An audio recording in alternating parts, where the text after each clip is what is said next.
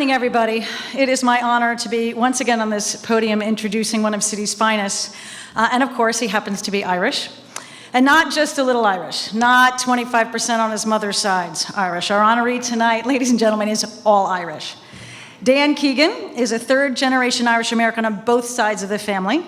Born and raised Catholic, has a fabulously large extended family, and spent not 4, but 7 years at the University of Notre Dame. More than 1 degree, I'm happy to tell you. A product of his upbringing, Dan is also quite successful and very well deserving of tonight's top honoree of the Wall Street 50. Dan's responsible for Citi's global equities business, counts for over $2 billion in revenues annually, and the title comes as a culmination of over 20 years in the equity business on the street, working across all parts of what is an incredibly complex business. He's done client-facing, distribution, electronic market, sales, risk management, technology. Dan has done it all. And those of us that know him well know that through it all, Dan remains grounded and focused and patient, which may be a requisite at Citi, and humble. And Dan is just about as Irish as you can imagine, except his Celtic heritage does not translate to his singing voice. No Irish tenor here. In fact, for the record, we raised over $10,000 to hear Dan sing Danny Boy on the trading floor. Right, Dan? Yeah. Singing voice aside, though, I will say seriously that Dan represents one of the things that is most Irish to me, and that is that Dan is all about family. I'm not sure I know someone as centered as Dan Keegan is around his wife, Beth, and their 4 children, around his mom and dad, who both are here tonight, around his brothers, around his sister. It is inspiring for all of us that have the honor of knowing and working with Dan. Of course, it can also be amusing. So picture Dan. Beth is gone. He's trying to get 3 daughters and a son up, fed, out the door in the morning for school. As a working mom, that's worth a chuckle right there, right? Funny enough. Then picture the fact that these 3 daughters look at him and say, "But Dad, my hair has to be in a perfect sock bun." Now you have to imagine Dan saying, "What the is a perfect sock bun?" Right? He pulled it off, for the record, he pulled it off. But Dan is not just about family in the Keegan clan, because Citi is family to Dan as well, which is why there are so many of us here tonight, ladies and gentlemen.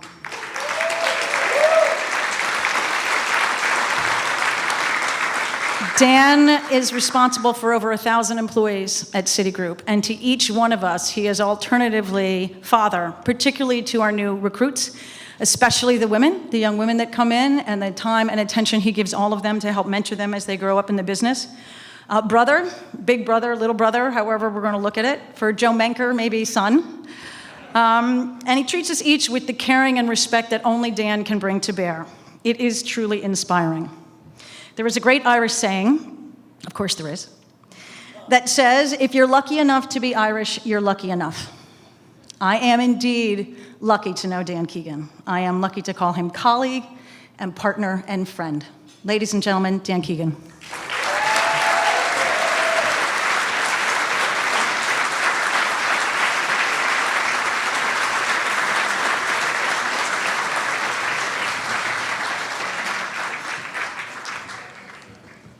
Wow. What Suni failed to mention is she is also called my boss. So if we can all give Suni another round of applause.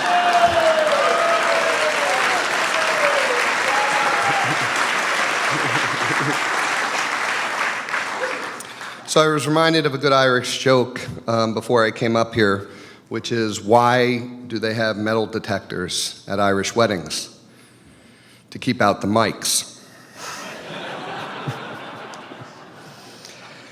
In the spirit of the election, just a couple of quick thoughts. My favorite bumper sticker is "Cheer Up America, only one can win."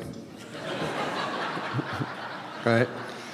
And as my wife, who was recently at the doctor's office with one of our 4 children, reminded me, Hillary and Donald are on a boat, the boat capsizes. Another boat comes along, and the captain asks the proverbial question, who do we save? And the response is the American people. We know what the boat did. Look, I am overwhelmed. I am honored, I'm humbled, I'm embarrassed. Because, the reality is, this isn't my award. This is an award, if it is in any way reflective of my career, an award that I share with so many of my colleagues from CitiGroup. And it's very moving. Let me start by thanking Irish America, Patricia, and the entire team.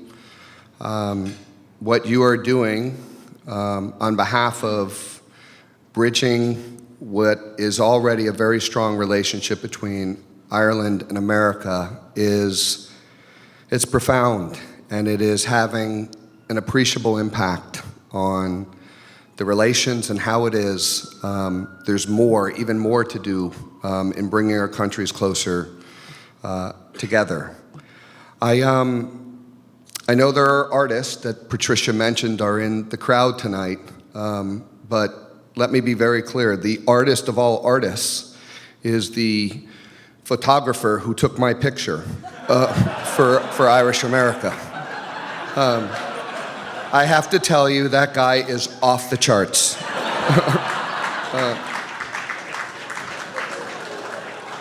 I will also add that I have a background in sales, and I'm going to take equity in that guy, okay?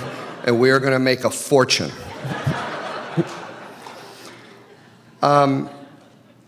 As anyone who has found themselves in a situation akin to this, when they take a step back and think about why they're here, if they're intellectually honest, they know that they're here because many other people and the impact those people have had on them.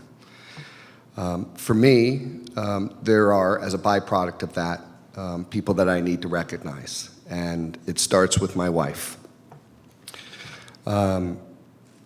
I've been told I only have 7 minutes, so if I start, I won't stop, right? So I just need you to know that I know who you are, I know who we are, and I know how lucky I am, and I can't tell you how appreciative I am of you and everything you've done for me. I love you very much.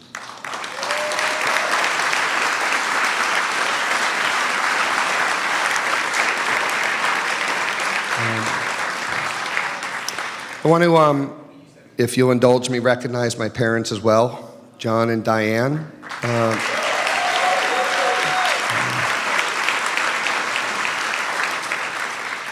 They are Irish through and through, and as you'll hear momentarily, suffice it to say, I wasn't the easiest of children growing up. But I too would be remiss if I didn't, as aforementioned, recognize all the people from Citi who for sure are work colleagues, but they double as friends. They make work for me, okay, not work.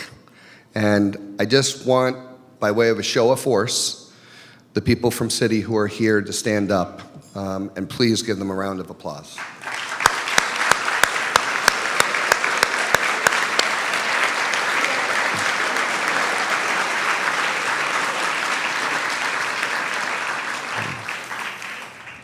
I'd be remiss if I didn't mention my kids. As mentioned, I have 4 kids, a son and 3 girls. So my oldest son is 15. And not long ago, we went through the high school admissions process in New York. And we prepped him and made sure that he was prepared for the questions that would otherwise be asked of him. And he was going to be fine, was fine, and it ultimately all worked out. But when he came out of the interview, he said to me, we were on White on Rice, and I said to him, how do you think you did? And he said, Dad, I think I did pretty well. But there was one question they asked me that I didn't know the answer to. And I said, what was that question? And they said, they asked me what my dad does. And I said, okay, and what was your answer? And he said, my answer was, I'm not sure. He does client stuff. He travels a lot. And joking aside, it was the absolute right answer. There's a reason why my kids aren't here tonight. Because I don't want them to know me like this. I want them to know me as their dad.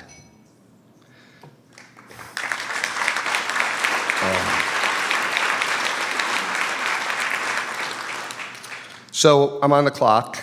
The over-under on my speech was 72 minutes. Get ready, guys. Joking aside, I really wanted to give a speech tonight, and this is serious, about immigration.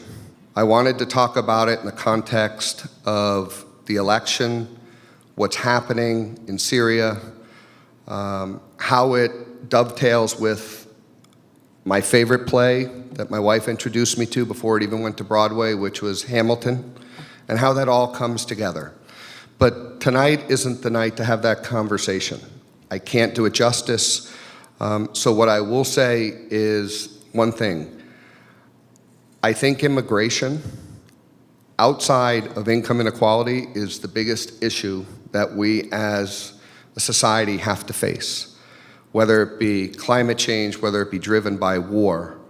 And I do think, against that backdrop, thinking about my heritage, thinking about Ireland, thinking about the contributions and how it is Irish people have come to this country and the difference that they've made, that there's much to be learned from our history. You're not going to solve it with a wall, right? You're going to solve it with people who actually care to make a difference. And I do believe, and it's something I'm very, very proud of, that our Irish heritage collectively is something from which we can ultimately learn.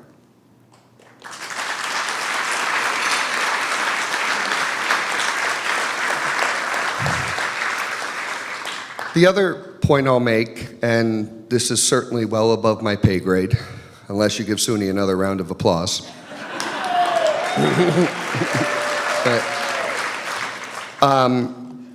Is the opportunity. We heard earlier that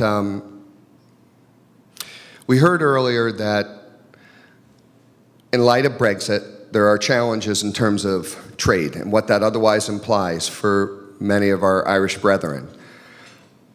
I agree, I'm not insensitive to that issue. But I like to look at it from a half full perspective. And my view is there is a moment in time, there's an opportunity for Ireland and for Wall Street to come together. Brexit will have meaningful ramifications. We're not even there in terms of Article 50 yet, but it will ultimately lead to a fundamental change in terms of the financial services industry. And as I've said to a couple of the speakers who came before me, I think there's a fantastic opportunity for Ireland based on its literacy, based on its population, based on many things that otherwise are germane in the context of the decision that many Wall Street banks will otherwise have to make to take a leading role in how it is we otherwise solve to a world potentially outside of London. So tonight's not the night, but the commitment that I'm making is to be part of the discussion, and in any way I can have an impact. I think it's a really exciting time for Ireland, and I hope that you're sharing that with me.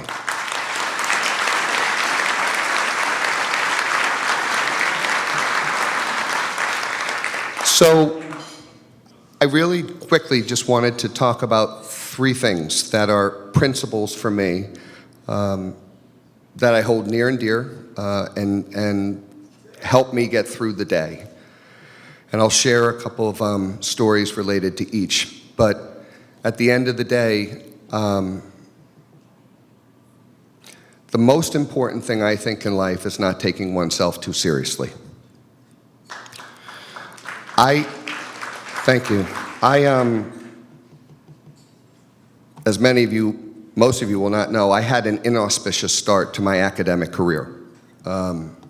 I took first grade twice. It's hard for me to say out loud. And as you can imagine,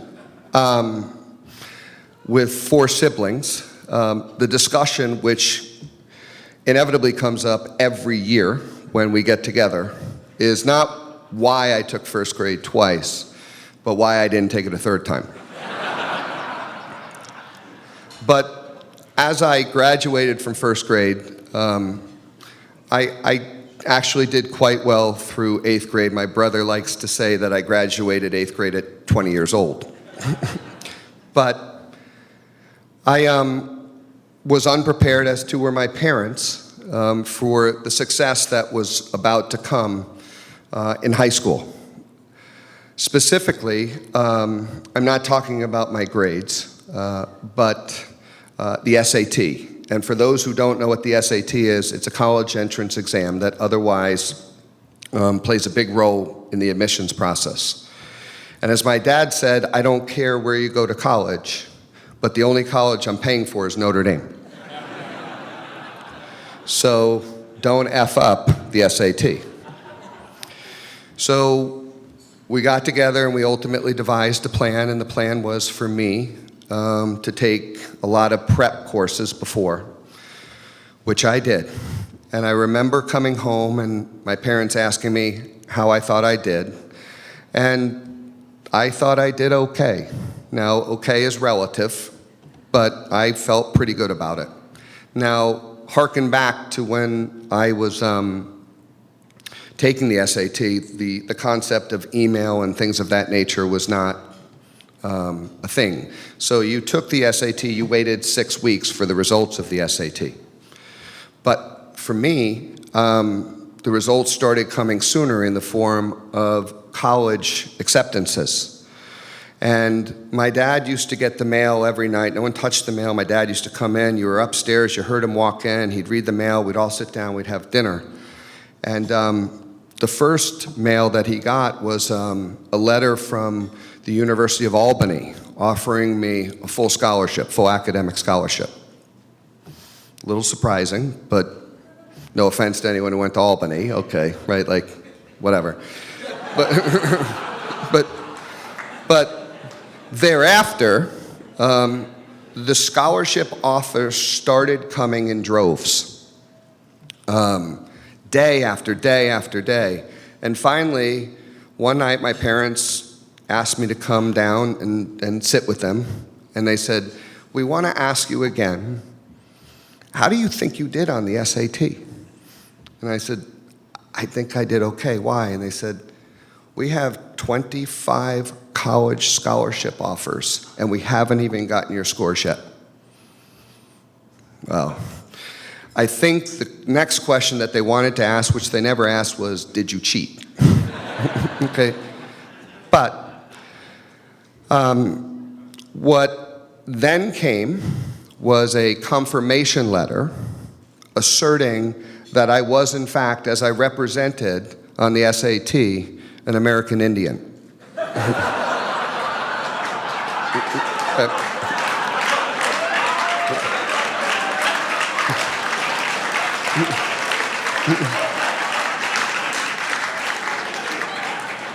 So let me tell you how it went down. Right? I didn't realize the hardest question on the test was going to be race. Okay. Now, I'd like to tell you that I penciled the wrong circle. The choice I made was purposeful. Unfortunately, they didn't have a box that said white. They had a box that said Caucasian. Introduce yourself to the guy who didn't know what the word Caucasian meant.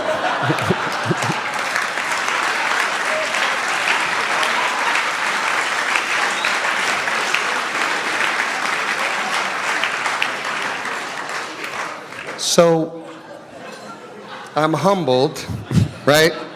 But what I'm really here to do tonight is to denounce my American Indian heritage and let everyone know that I am, in fact, Irish American.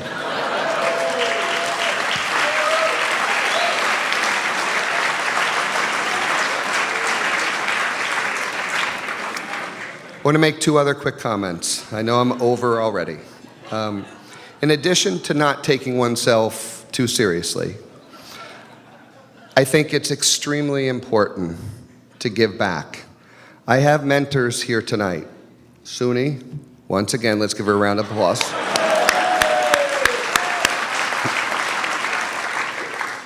Jim O'Donnell, Tyler Dixon, John Chirico.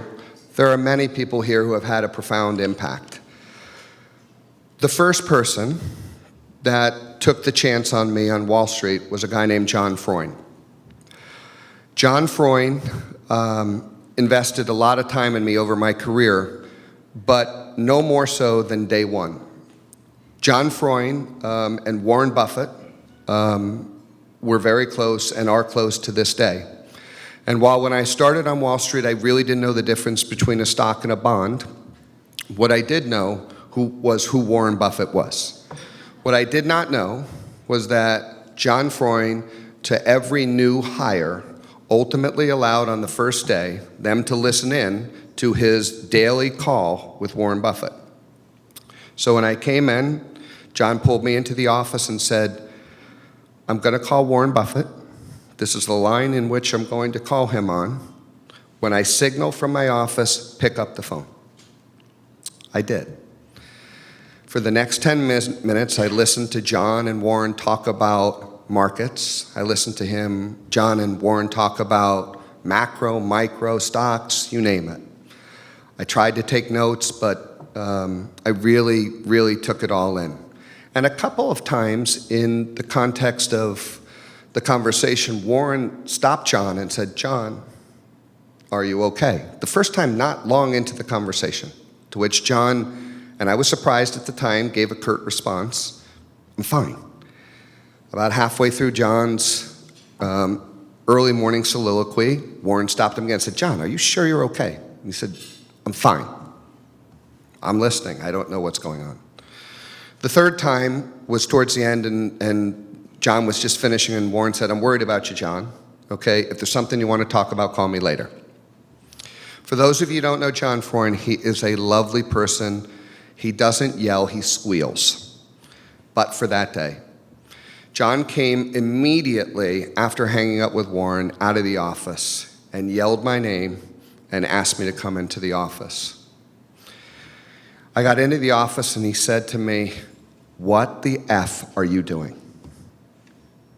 I'm sorry, I don't know what you mean. He said, for the last 10 minutes, I have heard you panting on the phone. You sound like a dog in heat. For another time, guys, right? I said, John, I don't know what you mean. And he said to me, do you know how to work a phone? First day. I said, John, of course. He said, you don't know how to work a phone. The handset at the time had the mute button on the phone. You need to squeeze it. And I said, okay. I said, John, I'm really, really sorry. He said, Dan, I just have to ask you a question. Were you that excited by the conversation? He said, I get it. I understand, but I need you to answer. I understand as Warren Buffett. I took a risk. I said, it wasn't Warren, John, it was you. But my point in that is along the way, whether it was John Freund, people that I've mentioned, or people throughout my career, they have invested the time in me such that I feel it a personal responsibility to invest the time back in other people. And the last point I'll make,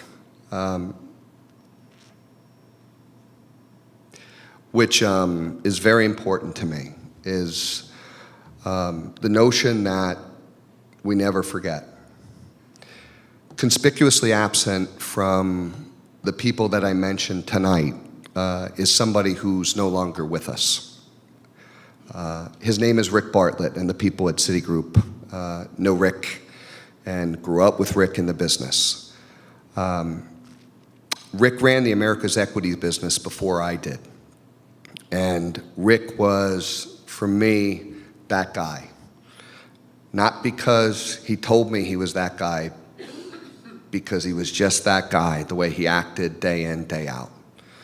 And I think it's extremely important that irrespective of your profession, irrespective of your lot in life and/or how it is you conduct yourself day in, day out, that you remember. And for me, there's not an individual that I would rather remember and co-honor with me than Rick Bartlett. I never want to forget the people who made a difference in my life. I'm fortunate that many of them are here. That's the one guy who's not here. So what I would ask you to do, knowing he's looking down on all of us, is raise your glass, put your hands together, and toast Rick as much as you're toasting me.